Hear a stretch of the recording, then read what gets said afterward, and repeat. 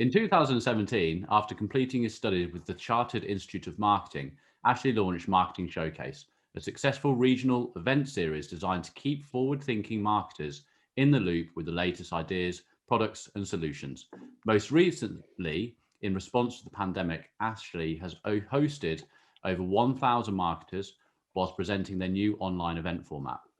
This has been a huge success, demonstrating that the need to diversifying is not always a bad thing. In this week's Extracast, we discuss the highs and lows of this diversification and discuss how we can bring these learnings to our own business growth.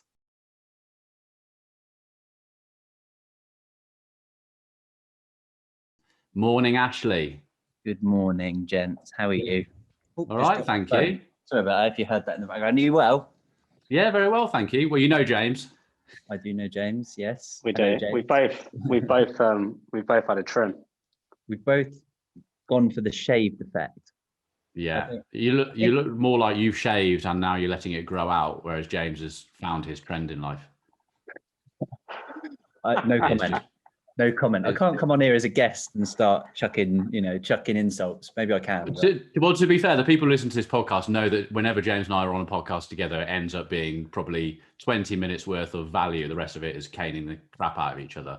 But I have to say, James looks better with his hair like it is. Oh no, really? I think so. Yeah.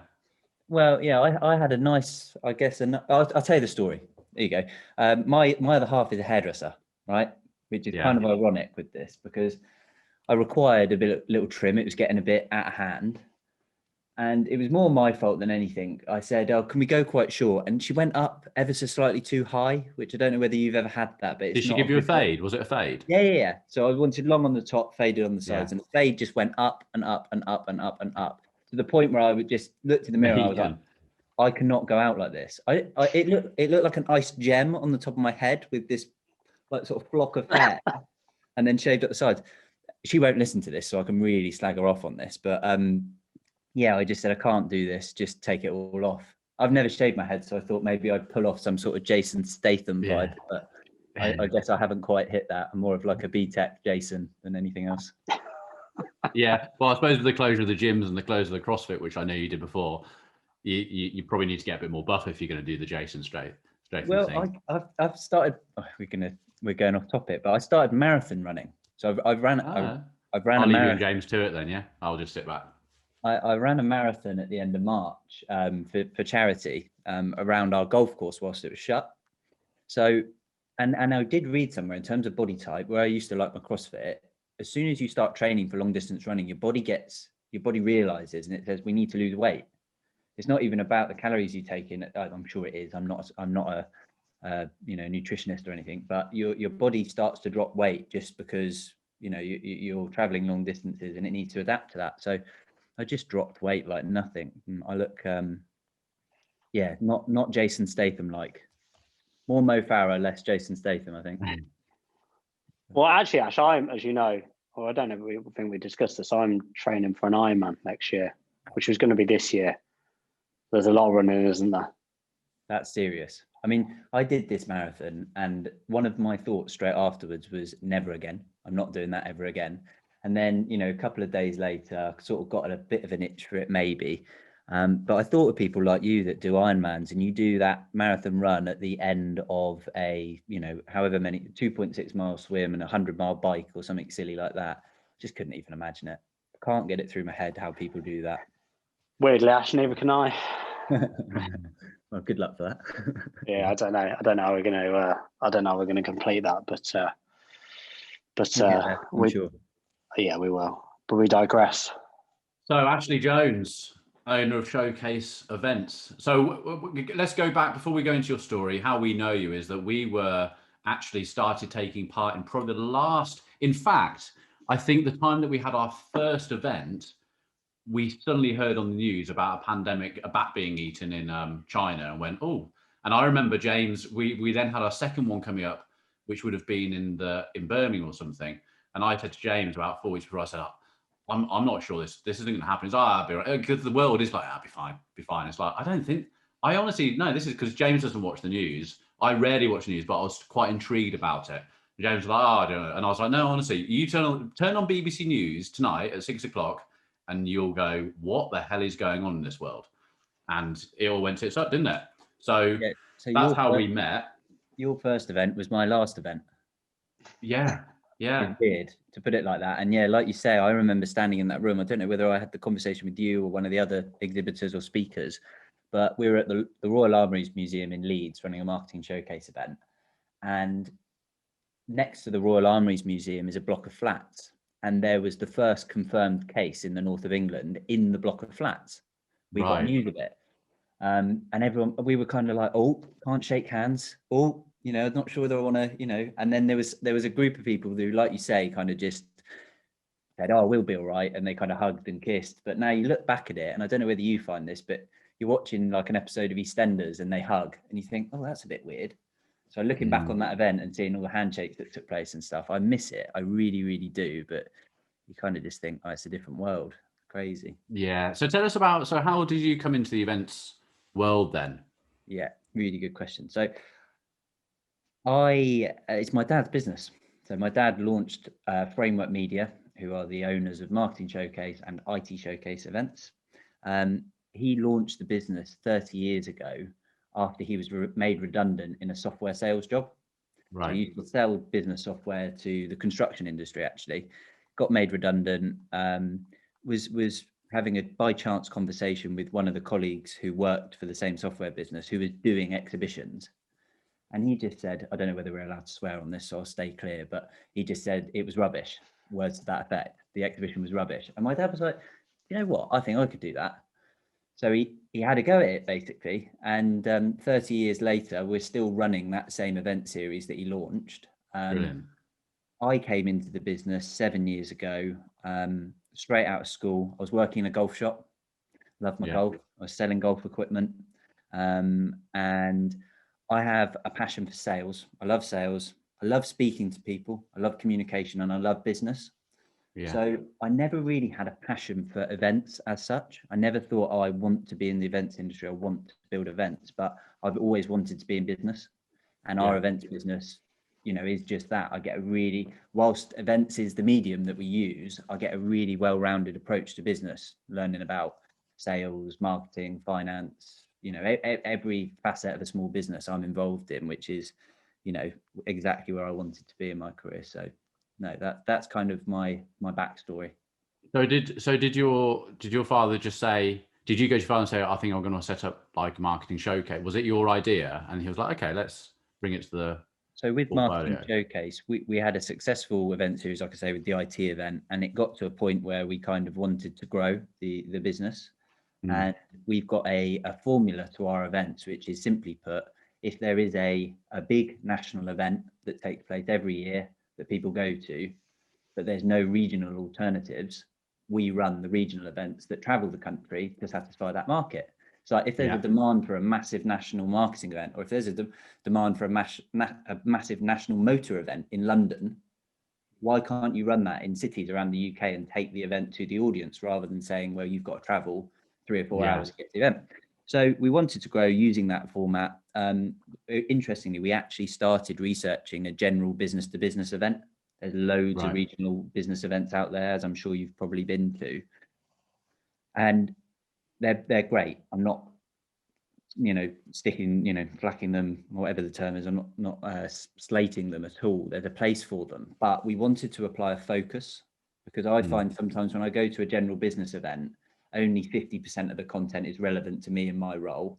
And the exhibitors and sponsors who are paying to be there, a tiny proportion of the audience is relevant to them. You know, it's a bit of a messy knot sometimes. You know, you can grow your network, you can meet new people. It often sparks interesting conversation. But we decided that instead of running a general business event, we'd apply a focus to it, as we did with our IT event. So that focus, for one reason or another, ended up being marketing, partly because of we're a marketing business. We know our way around, you know, a marketing plan. But it's a sensible market to go to because there was this thriving national event in London that there wasn't a regional alternative. So yeah, I wouldn't say I came up with the idea. I can't take the credit for it. I was definitely a driving force behind it, but I now oversee that event. So from its from its conception, this was my first event series that I looked after and was responsible for. Yeah. So from obviously the years that you've been speaking to experts in marketing of different fields of marketing, because I know that you have all types. I mean, some of the speakers that we saw when we were there, we'd even thought, right, that's a completely different type of marketing. But you've got the email marketing, you've got, you still got mail. I think you've still got some fulfillment there and things like that. When I seem to remember that when we were there, when we were speaking about being there, social media was kind of like, even though it's been around for a while, it was quite new to be a show like that, in a way of, I suppose from James and I's point of view, the paid social media side, because I think a lot of these things you see everywhere, social media, and it's probably organic. And I think that whenever we're doing anything, we're always putting the words on paid, paid social media advertising. How are you sort of seeing that in regards to the pickup of people coming to your events, whether it's online now, compared to the other types of marketing that are still there? Yeah, it's an interesting observation. I think you're totally right in that. The market. So I always describe, whenever I'm running these events, as I get a really interesting sort of fly on the wall perspective to any industry that we run events in, because we're a marketing company. I look after the marketing for our business to a certain extent, but I'm not a marketing agency. I'm not a marketing expert. I never describe myself as that. I am an events expert. We run, if you like the term expert. I mean, I think going back, you're never an expert. You can always learn something new. But our trade is in running events, not marketing businesses. So when we started launching Marketing Showcase and I went out there to get speakers and stuff, it was really interesting to learn about the types of agencies and where they position themselves within the market in terms of helping businesses grow, helping businesses market their business, because there are general integrated marketing agencies of which social is part of their offering. They'll agree a strategy maybe, or they might run a social media campaign, but they can also look after the SEO. They can build you a new website. They can design print brochures. And sometimes that's not a way a business operates. If I think about my business, often I'm like, well, I don't want to outsource my whole work, my whole marketing function to an agency who manages the strategy and oversees everything. But I see social media and paid social as being a particular sector that we can focus on. I'm not an expert at paid social, so let's go to an agency who just focuses on that, because surely that's going to be the way we get the best results out of it. So yeah, I see it as a very interesting, there's no right or wrong to it. So what I'm saying isn't necessarily, the right or wrong way to go, but there's just a plethora of options out there for a business, whether you're looking for a marketing agency who looks after everything and you don't have to do anything, or somebody that starts to take chunks or even laser beam focuses on a particular area, which is kind of what I describe you guys as. Yeah. What do you see? Sorry, go on. I was going to say, in terms of obviously your business, Ash, in terms of when the pandemic hit, you had to, diversify very quickly. Now, something that I've noticed, you used social media very well on things like LinkedIn. You've used that medium and that platform very well. So what exactly, what have you seen from, and not from a paid perspective, just from organic, how have you seen that essentially affect your business? Yeah, so I'm going to be honest with you guys in this podcast, because I think that's probably the best way to go about it. I'm not going to sit here and start coming out with random terms or kind of inspirational stuff or what we want to hear. I'm going to tell you exactly how I feel. The truth, Ash. We always want the truth. The whole truth and nothing but the truth. So I struggle with social. In our marketing plan, I find it's a necessity, but I struggle to maybe quantify a visible return on investment on anything we do on it. We've tried every platform, or not every platform, but we've tried many of the popular social media platforms, and we've tried paid social on each one of them with varying degrees of success. However, I saw, and I have for many years, LinkedIn as being probably the most suitable for our business, and it's where most of our audience find themselves. I know everybody is on Facebook, or there's a lot of people most people have a Facebook account, and you can always argue that, but I wanted to focus on LinkedIn because for two reasons. One, what I said previously, I think a lot of our audience in terms of marketing managers are on there, but two, we don't have the resource internally to do every social media channel well. So I thought it was important to pick one, stick to it and smash it, rather than spread myself too thin and kind of make a bodged attempt at Instagram, a bodged attempt at Facebook, a bodged attempt at Twitter, a bodged attempt at LinkedIn, and never really hit the mark with any of them. Yeah. So that was my sort of theory behind LinkedIn. I do like the platform personally. I think it's good overall. So I quite enjoy doing the stuff on there. But yeah, it's if you ask me today, what have you got from LinkedIn? I know we have got stuff. We have got registrations from it. We've got people come to our event as a result of it. And I've won business on LinkedIn. But whether it's my poor measurement or whether it's just difficult to track, I can't physically say exactly what it was. How much? Yeah, it's very hard to track, and social media in its entirety, whether it's Facebook, Instagram, LinkedIn, or whichever platform that you're on and you're trying to utilize. What people don't understand is that we're at a 99% failure rate on these platforms. Which in any other marketplace you go is crazy. But the reality is that the audience we're trying to hit, on average, only one of those people it's going to resonate with. But the good thing is, especially with organic social and stuff you're doing on LinkedIn, it's just going to keep regurgitating. Those people are going to see it at some stage, and they might not see the post that you did today, but they may see the post on LinkedIn that you do in 2 weeks' time. But on with any other marketing strategy, people would say that was a failure. But the stuff that you do on LinkedIn that I see, I only see 10% of the stuff you put on, but it resonates with me at that time. Now I see that as a success. The reason why we're doing this podcast and we're doing a talk for you next week, aren't we? Is because I saw one of our, let's say, competitors doing a chat with you, and I thought, oh, hey, they must see some value in that, so I must see them. So that's worked. So you could directly, even though we're already sort of a lapsed customer of yours, I've come back into your ecosystem through your LinkedIn posts. Because I've seen the value, seen the comments, and gone, God, I need a bit of that. Let me just add that to the spreadsheet. Plus one customer as a result of LinkedIn. But yeah, no, I think what was really interesting when I started doing LinkedIn, started posting on my personal page and setting up company pages, exactly what you said there. The thing that drove me to keep doing it was I'd speak to somebody on the phone. They didn't engage with the comment, but they'd say to me, oh, I saw your post on LinkedIn. I was like, okay, that post has got 0 engagement. It looks like a failure on the face of it, but somebody saw it, and as a result, I'm having a conversation now, and that is ultimately a success. So, I've heard lots of talks at our events, particularly about vanity metrics on social media. It's not all about the views, the followers, the subscribers, the likes, the comments.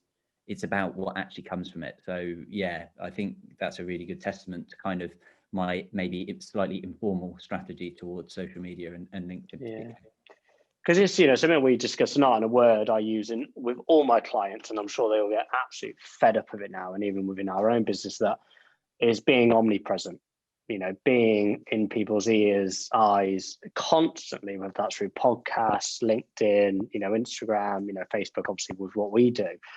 I don't, the second someone enters our ecosystem, I want to be all over them constantly, but not just, we want to add value. Like I said, with the post that you've put out on LinkedIn, some of the videos you've put out, they've been really engaging. And again, they've caught my interest because there's people in the social space, obviously not doing exactly what we do, but to a degree what we do. And, that's engaged me and then brought me back in. So like you said, that success rate, how is that measured? And it's very hard to measure it. But you now, Framework Media and Ashley and Marketing Showcase, for me in my little world within business, are omnipresent, because I get your emails, I get your automated emails. I also get all your LinkedIn stuff, and that's great. That from your perspective, Ash, is what you want to be, isn't it? Someone enters and then essentially they never leave. It's a well thought out plan. I promise you, I spend hours late into the evenings working out how I can stay omnipresent with you, James. That's pretty much the strategy. But in a way, it's kind of like there's truth to that, isn't there? Because I think what a lot of people think is, oh, they want to get in front of everyone. Pick your avatar. And if James is that avatar, how can you get him back into the ecosystem? How can you keep him in that ecosystem? And it's having those different avatars. I think what does happen a lot in marketing, you know, in Facebook marketing, is they just go, you know, we always talk about these broad audiences and stuff like that from an audience point of view, but you have to think about who is your avatar, whether it's a male or female or both. What is their age? What are their interests? And once you've got that figured out, then you go onto all these different platforms in a different way. The problem is there's so many different things to do. You know, we would have had no idea that our podcast, which we started last October, I think we did our 27th episode yesterday. We've created another line to our business from it. James is completely, I mean, only yesterday, James, weren't you? It's like, James is like, this is completely crazy how we've got thousands of downloads now from, no one listened to us for like 2 months. I did. Like you've had you're the background to my marathon training. You were. Oh, really? Yeah. But we had like 7 downloads in 2 months, and then suddenly it's like these things. You've just got to be consistent. And I read something the other day which said, you know, 71% of people or 79% of people stop recording a podcast because they don't see anything coming from it. It's taken this long. Really, what, 6 weeks ago, James, we actually saw things starting to move from it. You know, we started last October. But it's the same with all these different things, isn't it? Sorry, just to finish. So you're using LinkedIn. You could have just spread yourself and not. And the same as an agency, we are Facebook specialists. All of our clients say, "Are you doing YouTube yet? Are you doing Google Ads yet?" We want to bring it to our itinerary when we are as good at those as we are at Facebook marketing, because we don't want to be that agency that then outsources and blah blah. We want to bring, you know, our dream is to have that whole complete funnel where we use all the different platforms at the top for a client, bring it all down, and have all the systems in place, which is fantastic. And that's like an end goal to aim for. Will we diversify and change our route? Yeah, probably. But you've done the right thing, and you're focusing on one thing, LinkedIn, and it's working for you. But going back before, you know, James can ask this question, but what the next thing I want to go on to after James has said is asked this question is, when you shit yourself and when, oh my God, there's a pandemic, and I'm in the events business and people are supposed to come into a room. That's what I want to take this podcast next. But James, well, just quickly, some in terms of spreading yourself to finish. I think, you know, with LinkedIn, you found LinkedIn and it worked. You know, it's working. You know, okay, it's not as measurable as, you know, you'd want it to be. You know, here's my, you know, spend or time spend, and this is how much I've returned from it. But what you might find with things like Facebook, as an example, it doesn't work for every business. You know, Facebook marketing, Instagram marketing might not work for your business, not because you can't get people a cold prospect from Facebook into your ecosystem. It might just cost too much. You know, you as a business, obviously you charge exhibitors, ticket sales, I believe, are free, even, you know, I believe that. So it might just never add up for you, even though, yes, it's viable. It might just, the maths just might not add up. Now, that's not a bad thing. It's just, you know, you've tried and gone, well, actually, my cost per acquisition to acquire someone on Facebook is, you know, let's just say £200, just throw that number out there. It's just not, it's too much, you know, even, you know, I don't know how you figure out a cost per sort of user or exhibitee, but it might just be too much. So you found your little spot on LinkedIn, and that might be long term. Just that's where you reside. Yeah, I mean, cost per lead, and this is, you know, me as a salesperson when I'm selling exhibitor packages, it's a question I always ask. I always say, you know, what's the value of a lead to you? Can you quantify it? You know, you probably know as well as I do. I'm absolutely astounded at how many people just do not know. They've got no clue of how much a lead costs them or how much it should cost them. I mean, they know how much they sell their product for, so I'm pretty sure it's easy to work out. But we often find with exhibiting at our shows, where we try and aim sort of quality over quantity is always our general approach. You know, we run small, intimate regional events rather than a big, massive national event. So we try and make sure that each visitor is of a certain quality. The services who are a little bit more expensive, a little bit more premium, tend to generate better results because there are less people in the room. If you need 1,000 people off of your £1,000 spend to inquire, I've only got 200 people in the room, so I can't physically make the numbers work there. Whereas if you need one person to make £1,000 investment worthwhile, it's going to work. You know, the numbers will add up. And we're not, when we've looked at social media advertising and paid ads, that same calculation goes on in our heads to whether we should be, you know, like I say, I have invested in paid social and it's worked in the past to varying degrees of success. But that's always been the calculation that's gone on in the back of our minds as a business. You know, the simple cost is the cost per acquisition, is the cost per acquisition correct? Is it right? Because a lot of people forget that. I think a lot of people go into, you know, whether it's PPC, whether it's paid social, whether it's even email marketing to a degree, and they don't have those benchmarks to work from. They don't have those figures to hand, which, you know, Ashley and I discussed this a lot. I think it's bizarre. You know, I think it's nuts. You know, we're doing our own sort of paid social at the moment to bring people into our business. At the moment, we're averaging about £140 a lead. Now we're converting about, well, at the moment we've converted 2 and 5. Lifetime value, it works out about 7 times the return. Now, if we can reduce that lead to, you know, 80, 70, suddenly our return goes up. So it all, you know, we're adding it all up. I don't know if every single business looks at it like that. And also the lifetime value, like, you know, for you, Ash, you know, an exhibitor, if you keep someone like us or someone like Force 24 coming to every single event, you know, our lifetime value massively increases, doesn't it? So to acquire us, you know, you don't really mind potentially how much it costs. Exactly.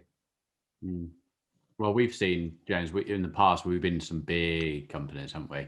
And just sat there in a meeting with 8 other people. And we've, you know, signed NDAs to sit in that meeting because, you know, with the data suppliers and things like that. And Nick, I'm going to jump in here. Gone. Nick. The best one was this was years ago, and where, you know, obviously, you know, our background in data. This was for a fuel card business, and we can't say that. And we sat there in this meeting, Nick and I. This was 10 plus years ago, Nick. And there was, you know, the board pretty much were here. I don't know, 600, 700 grams worth of wages. There was 12 of them in there, wasn't there? There were 12 people in there. There was a lot in there, and we were looking at, obviously they got the screen up and went through the stats. And obviously they're drip feeding, you know, what data converted, all this stuff. And I looked at the bottom and it said 4 fuel cards have been sold. Now, bear in mind, you know, the average spend on a fuel card a month is what, about £600 to £750. You got all these wages in this office discussing 4 converted leads. I just baffling. We'd sat in the call center, watching girls file their nails instead of making a call, waiting for the next call to come in. When they did it, you know, at this point, James and I were also doing sales training online and stuff like that. So, you know, we created a bit of a structure for all this, and it was just like, oh my God. Scary. It's like, how the hell is this company actually surviving? Surviving because it's got big investors and shareholders, and then every 3 years probably gets bought out by someone else who's going to change the business, and never happens, and they sell it again. And it's just so happens in these big companies like that. Did you go in and did you laugh at them, or did you pander to it and say, "Oh well, we think, you know"? Was it a we were waiting for sign off for a really big deal, so it was kind of like, "Oh yeah, that's brilliant. Oh, we can really change." We basically said everything we needed to say to try and get the deal signed. Quite right. It was the thing, but the problem with that particular one, when you looked at it, you obviously, you know, Bash, we reverse engineer, but when you looked at it, the only thing that was issuing was they weren't calling enough of the data. Pretty much, we know the quality of, you know, our fleet data, and you know, we know the success rates that, you know, some of our very large automotive clients get. None of these are adding up, but obviously, like I said, when you sat there looking at all these people, they're on some serious wages, you know, discussing essentially 4 conversions. You just sat there going, what are we doing here? But we did walk out that meeting, look at each other, and just go, Did you see the bottom of that spreadsheet? And it was like, yeah, but we're questioning it. You're questioning it, aren't you? Just like, really? Is that for real? Like, have we read that right? It's crazy. But then you go into other businesses that, you know, other businesses that we've been dealt with, still deal with, that started from 4 people in a building, and that building was ready to fit 100 people, and there's 4 of them in there, and it's like, we've rented this out because we need to fill this in a year, and they've done it, and they've been bought out and bought out and bought out, and we still deal with the mothership now, and think, why didn't we buy shares in it? But anyway, so we digress. So I want to get on to you. We're at the last show. You shit yourself, like a lot of us did, and went, how the hell am I gonna grow an events marketing company when I can't use events? Because you're in a sector which has been seriously hit, and you're still here. You're talking on a podcast, and we're speaking on at one of your events on Tuesday. How have you done this? How have you got there? You know what? So I did a bit of prep for this podcast, and I knew this was probably going to be a question that you'd ask, and I started. I'm glad someone does, Ash. You know, I like to make sure I'm prepared. What prep? Yeah. Life on the fly. This is the Boy Scout in me, always prepared. Or is it be prepared? What's the Scout one? Be prepared. I don't know. I'm not a Boy Scout type of guy, Ash. There you go. That's proving my point. Yeah, so I knew you were going to ask about this, and I started writing down like, oh well, as a business, this is where we've grown, or in fact, this is where we haven't grown.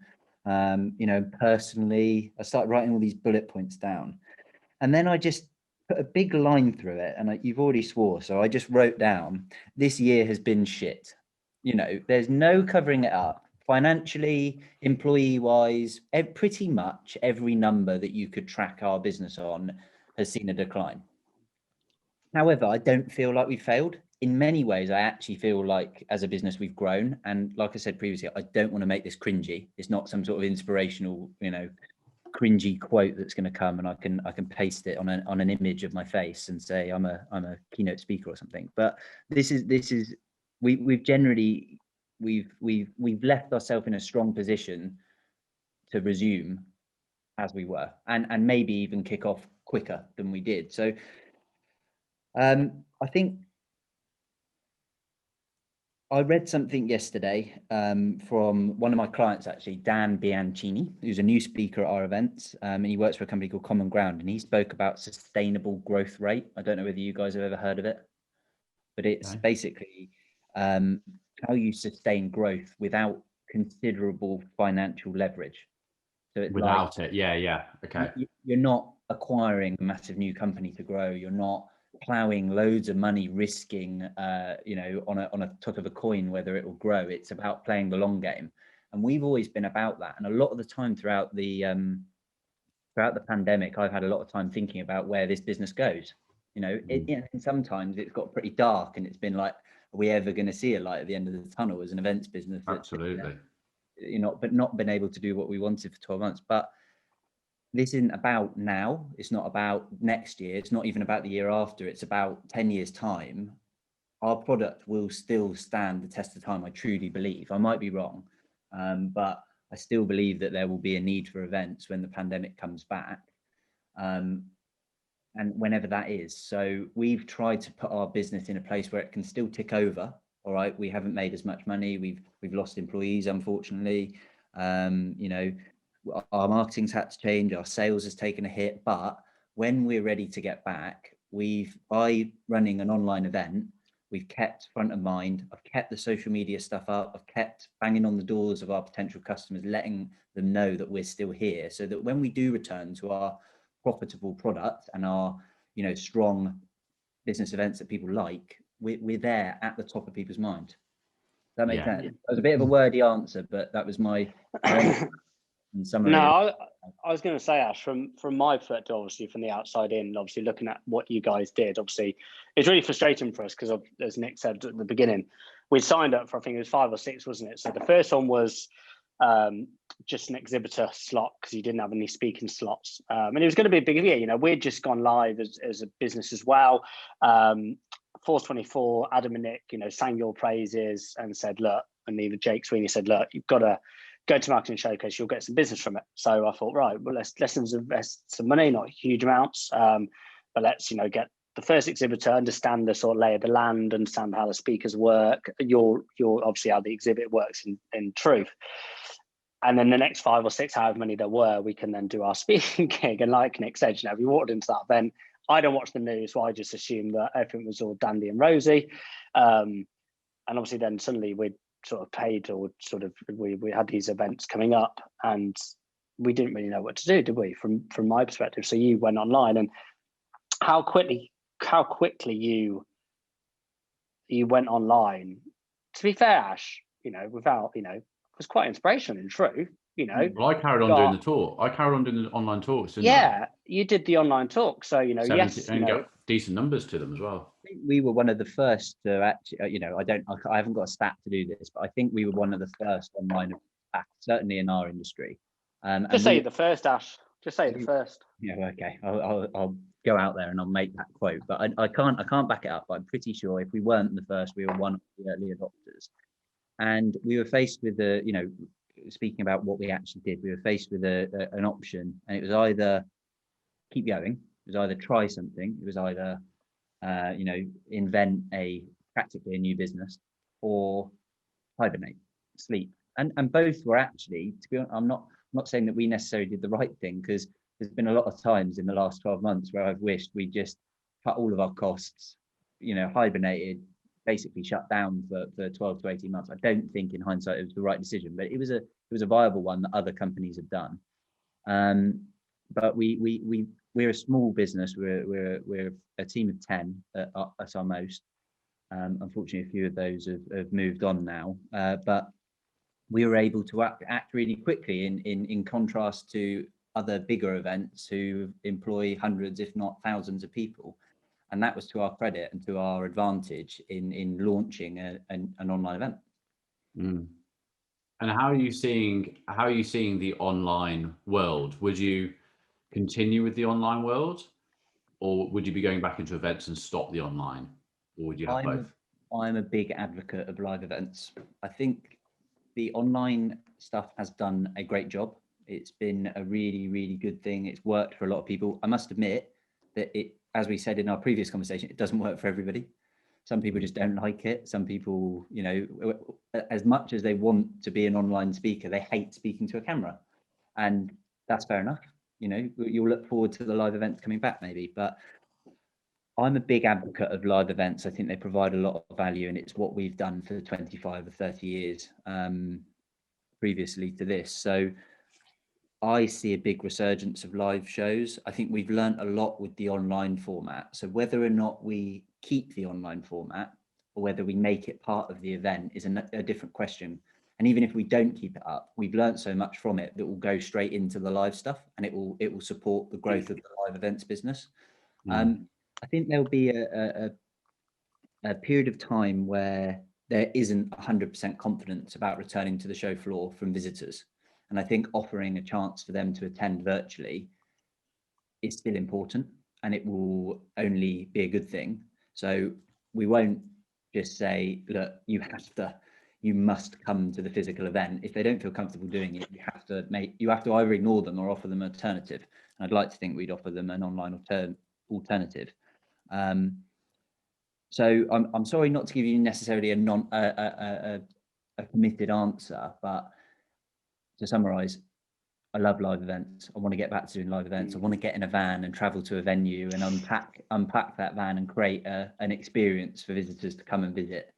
But the online events will still play a role in some way, shape, or form, even if they're not particularly there. Weirdly. What Ash, from the online events, is there anything that you've learned from the online events that you've gone, God, we missed a trick for years with the normal events, as it were? There is actually. Do you know what it is? The massive realization I've had is we were so protective of our content. So we had the opinion prior, and I'll go out there because I'm not sure whether my dad, the boss, will listen to this, so I'm gonna drop him in it a bit. It's maybe his attitude that people have to come to the events to see to see the seminars. People have to actually get out of their office to come and see the events. We won't record them because then people could register for the event, not turn up, and sit at home and watch the content. And I've always said, well, no, look, we've got brilliant speakers. There's some really good stuff there that people want to know about, and we can use it to our advantage to promote upcoming shows. It sounds so obvious, but we just didn't do it. So what I've done throughout the pandemic with the online stuff, it's enabled us, we obviously record everything. I edit it all together, I chop it up, I use snippets of that to post on social, I use snippets of it in emails. You can create blogs off the back of the talks. You can do so much with the content that we've got as an exhibition company that does great things for the events going forward, promoting the events, selling the events, getting people involved, giving away free knowledge. And that's been the realization for me. It's like, you're not giving too much away by recording and sharing the content that's at the event. You're actually doing yourself a discredit if you keep hold of it. It's there to be shared, if that makes sense.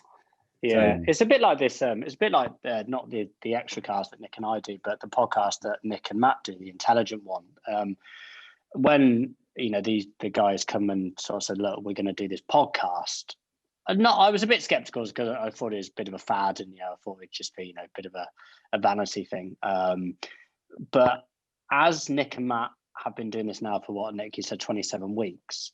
Ash, the amount of emails I've had from people saying I've learned so much, because out of all the podcasts, they get you with these clickbaity, hey, I'll show you a hack on how to, spend less and get more leads, but they don't actually tell you. They don't actually tell you how to use Facebook, the back end of Facebook. Whereas Nick and Matt go into, such vast detail in terms of, your 7-day stacks or how to optimize and all this stuff. And the volume of, we've had a lot of business from it. We've got, we've really transformed our business in the last probably 6 months. And a lot of that come down because of the podcast, because we were actually giving out, so much value. And actually, in a way, some of the tips and tricks that we would use on accounts if people were to use us as an agency. But the amount of people it's actually brought into, again, our ecosystem has been crazy. Some of the accounts, that Nick and Matt's, have won recently, things like Nomad, Nick, Tom, he started using some of the and implementing some of the things that Nick and Matt had taught about. I went into his ads manager for our first consultancy call, and he built his ads manager on ads exactly how we'd done it, using every single tip. Like, it was like I was going into our own account. And look, that's crazy, isn't it? How does that, so speaking about business, how does that, there's some people, including my aforementioned boss, who would look at that as, well, haven't you just given away all your tricks? Well, I think what we've come to learn is that you give, take. I think what you have to do, we're all in business, and you give a lot out. So, how Instagram has changed now. Instagram, yes, they're still going, oh, look at me and my bum, or look at me eating an avocado salad. But it's really, really going away from that now. And it is all about putting value out there, tips out there. I mean, look at TikTok. TikTok now, yeah, they're doing silly dances and stuff. But I was watching Sunday Brunch or something on Sunday, and there was a chef on it who was going over the top 5 TikTok food hacks and making them and going, this is amazing.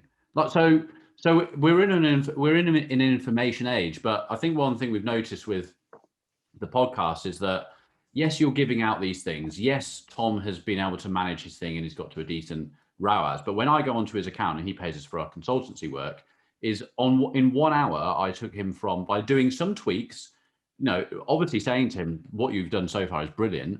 Do this, and this. And I then had my second call with him 4 days later, and he'd gone from 4 ROAS to some of his ads being 24 times their return. And he's gone from 50 orders a week to now 50 to 70 orders a day. Changed his business after 1 call. So it just shows that he could have listened to every single podcast. That may have not got to that stage. He still needed us. So it's kind of like you give value out, and when people recognize you as an expert, and they'll then turn around and say, actually, I need this guy or these guys or this company in my business now. And I think that's the hardest thing. We talk about nurturing and all these sort of things. Like, once someone's already been to you've got to nurture people to get to your event, because someone might be like, well, why would I going to travel here? I'm just going to wait for, this particular event because I'm used to it and it's been around for 15 years or whatever. So you've got to get that. But once you've got to your event, they're going to go, this is great. I've taken some knowledge from the speaker. All they need to do is take one thing from one speaker on that day and implement it into their business, and it will work. And it's the same with reading. Like, I don't read anywhere near as much as I should do. And they say, you know, they have these people on YouTube saying, you know, the top SEOs in the world read 70 books or 50 books a year. I mean, that's like, you know, one a week. That's hardcore, isn't it? But I would say with reading, and especially with our old business, James, you remember, there were some things that we read from certain books and experts out there that we've taken one thing from, and it's changed the business in some kind of way. And I think it's the same with all this different thing. It's, our podcast just isn't one book. It's us just talking about the stuff. Instagram, people doing their reels on how to do things, blah, blah. It's just information of value. And then you'll go in for a right hook. And I think there's a couple of things there, Nick. In terms of the social media platforms, you know, the days... Start though, is there a couple of things? Are you going to lead with, Nick did say at one point there, follow at Nick Boddington on Instagram for butts and avocados?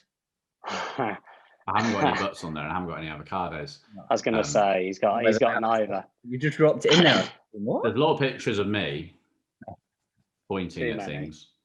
Well, but going off that, I was going to say is that the social media platforms of yesteryear are not as they you know, moving forward. You know, I think, you know, there's always going to be, like Nick said, you know, people, you know, putting their kids on, their dogs and the avocados, and, you know, someone in their gym shirt, leggings, you know, with their arse out. But that's always going to be there.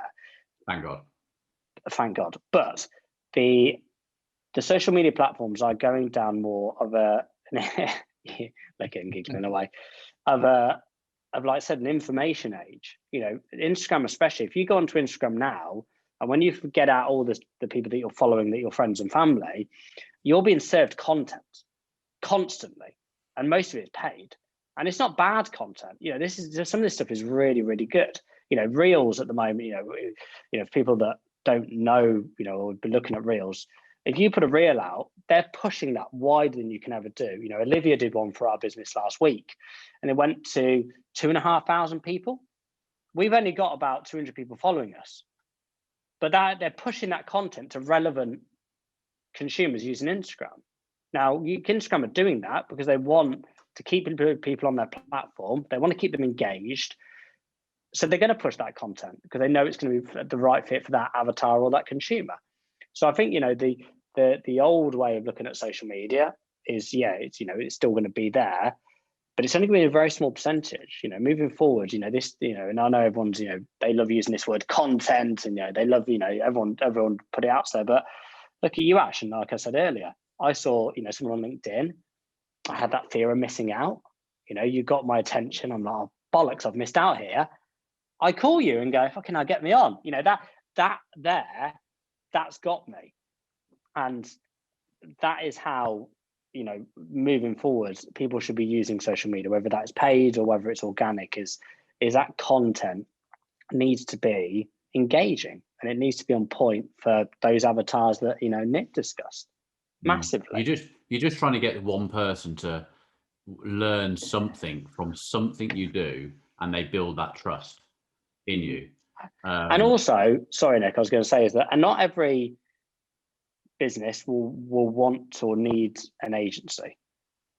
They won't, because they might not have the money, they may not have the resource. There's a number of reasons. You know, I like to put, you know, use an analogy of these Karcher window washers, you know, that you can buy. People will buy them because it's novel at first, and then they just hire a window cleaner in 2 months because they're bored of doing it. And it's the same, you know, some people will still, you know, the smaller businesses will still be the ones doing their own windows because they can't afford that window cleaner. But the businesses that have got a little bit more money, they're able to use the window cleaner or an agency potentially because they see the value in it and they're able to do it. You know, someone that's too small can't sometimes use an agency because, you know, I'm sure, you know, you guys are, you know, sort of same size as us. There's certain things that you want to keep in house, and there's certain things you want to outsource because there's some things you see the value in you doing yourself, and there's some things you see the value in actually outsourcing because your skill set's not there. You know, things like PPC, you know, I don't know what your, you know, if it's something you've ever tried, Ash, but it's a skill that, we don't do internally. We have knowledge of it, but we're not experts in it. So if we ever did PPC, I'd outsource it. Obviously paid social we would do internally. Yeah, I think also with the agency chat is, I love my business. I'm very, very close to it. I've got a genuine emotional connection. It's my baby. And it's tough to outsource to an agency as a result, because I've done it in the past with various agencies working on ideas and stuff, thinking that, and I just find it difficult to pass over that level of trust, because ultimately they care about their business. Maybe they do, maybe they don't, as an employee of X agency. And I worry whether they fully understand what it means and what they need to do to achieve the results. And that's a really bad thing from my point of view, but it happens. And I spoke to another agency not long ago, and they said exactly the same thing. They say they don't go after managing directors who look after the marketing budgets because of that reason. They'd much rather deal with a company that's slightly larger, has a marketing person, and the numbers become what they're looking at, no longer kind of this emotional decision of should we or shouldn't we. It's like we are going to put X amount of money into paid social, and we'll keep going at it until we see a suitable return on it, or we decide to stop. So I find my connection to agencies is maybe a little bit too emotional still, because we're at that stage, where I'm too involved. Maybe it's interesting, Ash, because we had to change our model really, and we've sort of evolved, especially since obviously we went live, and then the pandemic hit, and yes, everyone wanted to go online, and we've been profitable this last year, and we're one of the lucky ones. But we noticed that we had an influx of people wanting to use paid social, and looking back, a lot of those weren't ready to use an agency because of the exact reason you've discussed there. They're too close to the business. There was a company that started working with us through the podcast, actually, a guy local to us, and he even admitted, he's like, I'm still he was doing some paid social, listened to the podcast, tried some of the stuff that obviously Nick and Matt discussed. It worked. God, I need to use these guys. But he was going on every day going, oh, look, I'm looking at this. Should this be this way? Because he's emotionally invested. He's still, like you're not that no one's not in love with their business, but they're looking at every single penny that's being spent. And if there's one bit of it that you don't understand, you're going to question it. Now, he was quite, he questioned a lot. And because of those reasons, and it wasn't, there's reasons why an agency, whether it's paid social, PPC, SEO, email marketing, whatever it is, there's reasons why they do certain things in a certain way. Now, like you said, you as an agency, what you don't want is someone like you, Ash, in truth, going, oh, why are you doing that? Why are you doing this? Because we've got jobs to do, and vice versa. We wouldn't come to your event and go, why is that stand over there, and why is it not looking that way? There's, you know how to run an event, so we wouldn't question that. No, I totally agree. I know it. I 100% know it. And when I'm looking back, we've used agencies for bits and bobs, and I know I've fallen foul of that too many times. But it's really difficult not to. You guys can appreciate it because you're in a unique position actually, because you are an agency and it's your business. And maybe that gives you a slightly different angle on it. But for me, not an agency, but runs a business, it's interesting to hear what you say about events, because I totally appreciate that. But events agencies have got a hard time because you're acting as a representative of our business. Yeah. And it's like, where do you draw the line? Where it's a really, really tough one. But that's always been the angle for me that I've struggled to approach from is, does this agency actually get what I'm doing and what I believe in? And that I see for small businesses, that's the success of an agency. We know that there are lots of people out there that do paid social really well. There are lots of agencies out there that do paid social really well, but I feel like the best ones are the ones that truly understand my problems as a small business owner and use their skills to deliver that. Do you know what I mean? Rather than saying paid social is going to work, here you go, give us your budget and I'll go run some Facebook ad campaigns. Actually, hold on, you're an events business and you go into leads, and have you thought about this? Have you thought, those are the ones that I like working with.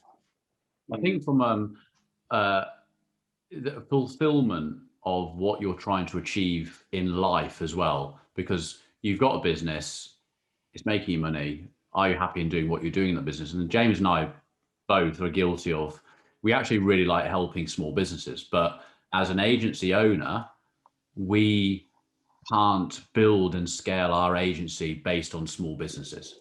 So in a way, it's why we have a podcast. It's why we have a course, which we will be launched soon. And then why we'll have the middle ground of the consultancy department, where so people at your events essentially could go to, they could see us speak, and then they go, I want to be involved in this, but they can't quite afford the cost of coming to an agency. The consultancy side allows them to learn about Facebook ads and have me or a member of my team actually in their ads, helping them along at a cheaper price. Because we do, James and I get a kick of helping out small businesses. You a lot of the time you don't get that fulfillment when you're helping the larger companies, because you're just dealing with some people in the marketing department who go home at the end of the day and forget about it. And yeah, you've got a cost per lead down from X to X, and you're brilliant. And we've done that with big companies. We've got on the phone and gone, yeah, so we've saved you £500 per lead. And they're like, excellent, cool, great. Like, oh, all right. You deal with a small company like that Nomadware, and you've gone on and changed his business from a £2,000 a week revenue to a £10,000 a week revenue. There's a lot of fulfillment that comes from that. And I think that's why James and I have probably stopped, we have to grow an agency to scale it to do the things that we want to do. But at the same time, we want to keep the fulfillment of helping these other businesses. Had a meeting yesterday with someone who's an inventor, a brand new product, wants to help us market with them. Amazing. And we want to see that grow, and it'll be awesome. It's going to take a lot of hard work, and a lot of really cool ideas, and the teams are all behind it. At the same time, you've got to have the right clients as well. So, there are going to be people at your shows. We've met those people who are like, oh yeah, and then you give them the prices of what you're doing. It's like, oh, I can't really afford that. So it's like it's a really hard one, isn't it? Because something that Nick, you touched on then is that we enjoy helping small business owners, and we do, and we've done it for years in our data business and now this. In truth, it's been to our detriment. We haven't grown our data business as well as we should have, because we're trying to help the little guy too much. I'm trying to help them out at 11 o'clock at night at their email marketing, good subject lines, and I'm like, I'm not getting fucking paid for this. I'm sending you a data list. I'm trying to help you with your email platform, what sequences you should do, how you should fucking call these guys, how often you should call them. We're not a marketing agency, we're just a data company. And now obviously we've got the social stuff. But actually looking back, over the last, 12, 13 years, Nick, I think we can both look at ourselves in the eye and go, actually, it fucked us up in a way, if I'm being brutally honest, because we were trying to help everyone and anyone. And rather than looking after ourselves, we were looking after everyone else. And that's why with the social business, we've tried our best to accommodate is probably the best word, accommodate everyone we can do. So things like the podcast, rather than coming to us saying, oh, can you use me just saying, well, here's our price. I can't, because it's an hourly rate and that's how we work. And they're like, well, you're too expensive. I've got no alternative. It's not like the data where I can say, well, here's a bit less data, or vice versa. Whereas we've got the podcast, which will give you loads of information. If they're a bit bigger and they've started running ads, and they want some sort of helping hand twice a month or 4 times a month, they've got the consultancy or the course, or and then so there's lots of alternatives that they've got, opposed to, oh, we just can't help you. And that's something we've never wanted to do, because actually we want to help as many people as we can, but there's got to be that level of maturity from both sides to say, well, actually, is it right for us, and is it right for that other sort of business owner? I know this is probably not how podcasts work, and I'm not sure where we're at on time here, so feel free to edit this bit out. But I'm genuinely, we've spoken a lot about scaling a business, and I'm genuinely interested in this idea that I saw yesterday, but it had been going on in my brain for a while previous. We're about sustainable growth rate that I mentioned previously, and kind of thinking about not taking over the world. But so my question to you is, what are you guys doing in your agency? Where do you see it going? Are you building this to try and run an agency with 100 employees? Are you building it to satisfy a comfortable lifestyle? We've got 97 now, so no, we haven't. But what do you guys see as your kind of scale, your route, or do you not think about it? because I've been thinking over the last year with our events business, it's given me a lot of time to think about why we're doing this and what we're in for over the next few years. And myself as kind of a, you know, my dad run this business for 30 years and I'm coming into it rather fresh faced. Do I want to have grey hairs by the time I'm 35, or do I want to run it for 30 years, but not at the same level of growth, but kind of it's ticking over? Do you know what I mean? And how do you guys feel about that? Do you want to answer this one, Nick? Or do you want me to start? Well, I guess Nick and I both have, we both have, sort of the same goals, but I guess very different in terms of sort of where that is. We're both very different stages of our lives. Nick's kids are nearly leaving the nest, as it were, and I'm just starting my journey with my family. So I guess where we want the agency to go is I'm trying to find something that can help everybody. That's my overarching goal, because something that we spoke about when our event last year is that everyone can use paid social, and they should be using it, because it's the cheapest form to grow your business right now. Whether that's an event business, whether that's you've got a baby garment that you've just thought of an idea, you can test very quickly what an idea and go to market with it. Nick, and I've discussed the consultancy. We had an idea 10 days ago about the consultancy. We had some Facebook ads go live. We've already got 20 leads. 2 of them have converted, and that's 7 days ago. So already in 7 days, I've proven a concept. No other platform can you do that. But I want every single small business owner to be able to look at that and go, well, whether it's using an agency or doing it by yourself, because yes, it's hard, but once you've got the basics to it, you can use it. So my goal is to everyone to see the value in paid social, not the organic stuff, the paid, because social media platforms are moving away from putting out organic content. Your followers, on average, I think it's only 2% of your followers will actually see your content, which is very frustrating. Not a lot of many people know that. So I want, my goal is for this every business to look at it as a value proposition and acquisition channel. Now, if that takes us 10 employees, 20 employees, 100, 200, 250, I don't know. I guess where we want it to go is, we want it to be profitable and we don't have to worry. I think that's what everyone's looked back at this pandemic, and you guys in truth as well, Ash. We looked at our data business and, we've never had hundreds of thousands of pounds in the bank. And I think most business owners are in the same position. I think there's very few that, can look back and go, oh God, we're all right for a year. We've got a year's worth of wages in the bank. We don't have to worry. I think, I don't know, Nick, you jump in here, but for me personally, it's having a sustainable model, like you said, Ash, 10 years, or do I look at it for, not only for us, for our employees, because, you've got employees, and the hard thing is they fucking rely on us.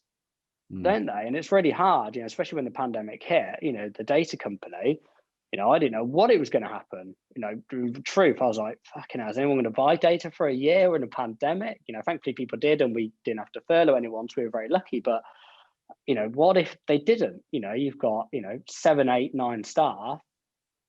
What do you do with them? Do you just furlough them? Do you get rid of them? So I'd like to be in a position really where, you've got a year's worth of wage in the bank, and everyone's happy and content. At the end of the day, something else is going to happen. It's going to happen, and we're going to be prepared for that to happen.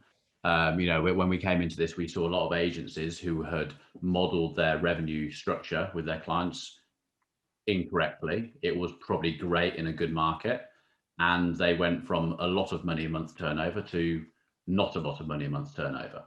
And so we've come in learning that, the data business was built in another recession.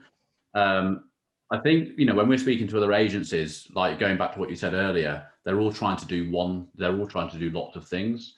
So you can only be the master of one thing, can't you? And James is smiling now because I'm correct with my sayings. As oh, well, this is no.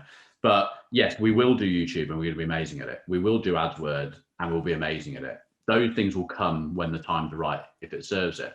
But from a Facebook point of view, we essentially want to be that number one company in the UK about Facebook. We want to be speaking at all your events and people coming because we're speaking. We want to be at these big marketing events that are in Barcelona about Facebook, and we want to be on the stage as the headline speakers.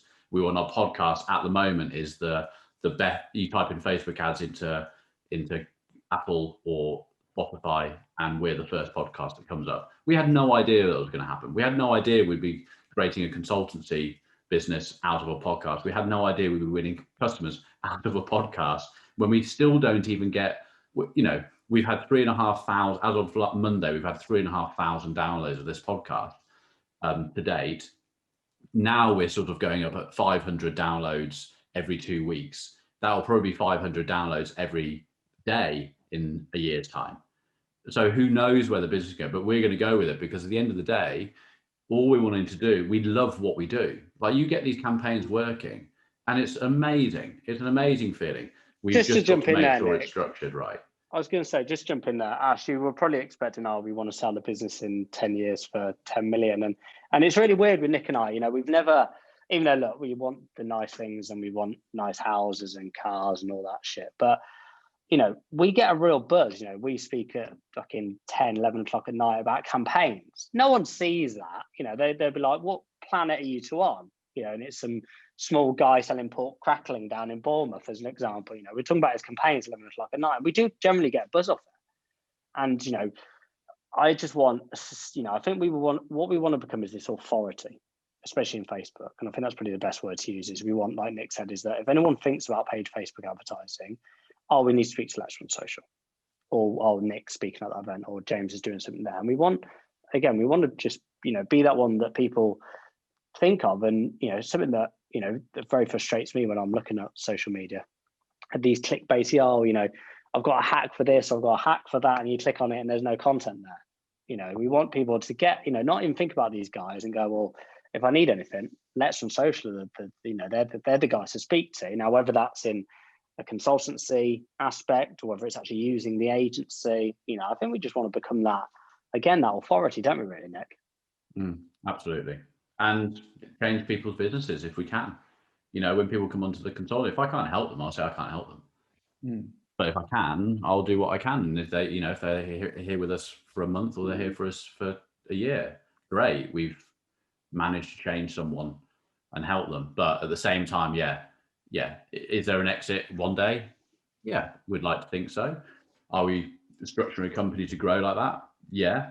But at the same time, there's so many different things, and we're, you learn along the way, don't you? I still listen, this morning I was on a journey listening to a podcast of Tony Robbins on fulfillment, and all these, and you're having to constantly learn and adapt to doing the right things. But I think at the end of the day, you can chase money too much.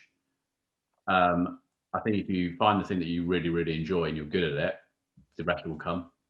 Well, there's, just to jump in, just to go again, Ash, and I know this answer's really going on now, but something that I really took away from the pandemic was, and you've pretty, you guys probably better than anyone really notices, was that having one income stream fucked us potentially. We were lucky with the data industry. We got some very good clients that kept buying data, but they were the larger companies. So I was very grateful that, some of the larger businesses, the big blue chips said, look, James, we'll still buy data from you. You don't have to worry, which was fantastic. If they hadn't have said that, we had one revenue stream into the business, which was, as selling a prospect list. If that dried up, we were gone.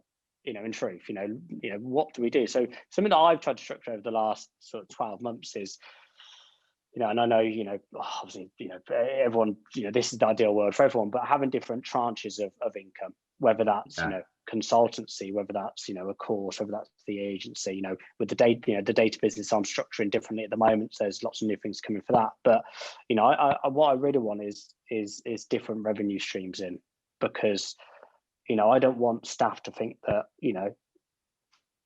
if that stops, do we have a job? Yeah. Because there's nothing worse, and we've got some amazing people in both businesses, absolute legends. And I don't want them to ever think that, that they're obviously they know if we're under pressure, then these guys aren't stupid. But if we've got different revenue streams, then, I'm sure there's some people you lost, Ash, that you didn't want to lose. And and if there was another potential form of revenue, you may not have had to. And I think that's one thing I've taken away from this pandemic is that, I'm sure a lot of companies have, is that did we get a bit complacent with that one stream? And I think, that's one thing that I've really looked at and gone, wow, we need to look at this as an overall and go, how do we get not just that one stream in? Because if something happens, we're out, aren't we? Good answer. Thank you. That's what. Coming to an end of the podcast, then he kind of threw that back on us then for 20 minutes. Actually, Ash, because he's a host, isn't he? He's a host. He knew what he was doing. He knew what he was doing. I'm not new to this game. but hopefully our listeners got some benefit out of that as well. It's basically diversifying your portfolio, isn't it? Like, you're learning about investments, which I'm learning about at the moment, and the key thing is you don't put your eggs in one basket, because if property goes under, you're screwed. So you put a bit in here, you put it in there, and you have you're diversifying your cash flows. And I would say the most successful people, even a builder I know, he said to me, he's done very well for himself, and he said, you need 5 cash flows. End of. So, but how do you grow and manage 5 different cash flows? It takes time. I think people want things overnight. Things take time, but I think you need to think about, for people listening to this who've got their own businesses or setting their own agencies or whatever, you need to think, if the tap gets turned off, what other taps are going? Well, there's two things we want to end on here. Is that the first one, Ash, I want you to plug your events here, because the people that listen to this, will get so much value from your events, whether that's, the guys at Force 24 doing email marketing or all the other, things. So go ahead, please plug the Marketing Showcase events. Hopefully it doesn't take much plugging after our scintillating chat, but so we organise monthly, at the moment, online events for marketers and business people that want to learn about marketing. Comprise of inspirational talks, and you actually touched upon it. I promise that if somebody attends, we've got a marketing event next week, they will take away one new marketing idea that will help their business. That's what I aim to do with every visitor that we've got, is one new idea that you can put into your marketing campaigns, and it will start to get things ticking on. So we run free events for marketers. We're at the one thing that I'd like to plug in this is we're working on a new idea together, aren't we, guys? Where next week you're presenting our very first live Q&A on Facebook ads. So if anyone wants to register for next week's event, taking place on the 20th of April at 9:30, is a live Facebook ads Q&A with the guys from the podcast. So that'll be fun. Perfect.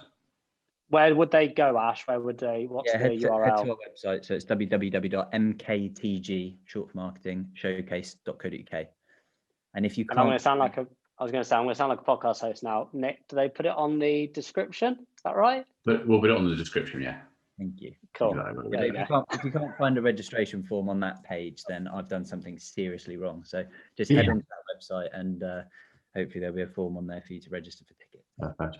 Brilliant. Okay, Ash. Well, thanks very much for your time today. I really enjoyed that. Actually, we could have spoke for a lot longer. Actually, I love these sort of things.